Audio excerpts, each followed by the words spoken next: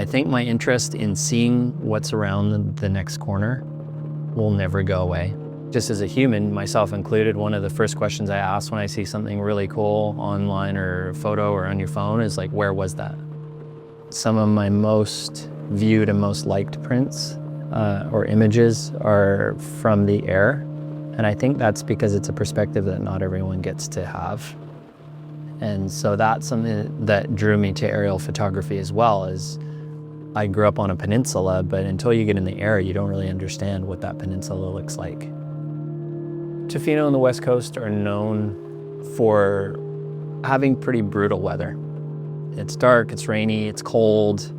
So it's either you're out there creating moments when it's not very nice and the rain is sideways, and I've just found ways to do that because some of the most dynamic photos are out when it's blowing 50 knots and howling wind and rain, and those are some of the most fun times to be outside with a camera. Everything feels alive. I've had a difficult relationship with patience. Growing up, I was not patient at all. And at one point in my photography career, I realized that being patient is a big part of it, but you don't have to stress about capturing everything. Some things just happen. I think being outside a lot as a kid is also just sort of ingrained that we need to respect the wildlife and the environment. And so I'm hoping that my photographs show nature in a way that people think about it, stop and think about it, and what effect we're having on the animal, the trees, the environment.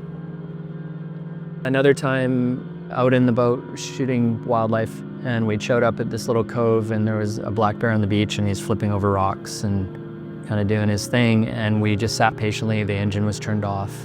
And out of the trees, this little female bear came walking down the beach and literally walked down almost in front of the boat and kind of almost seemed like she crossed her legs and just posed for a photo, sat there for 4 or 5 minutes. And it was one of those moments where we had the connection with the animal. Without saying any words, we had a connection. I think I've always wanted a space in Tofino to be able to show prints of my work.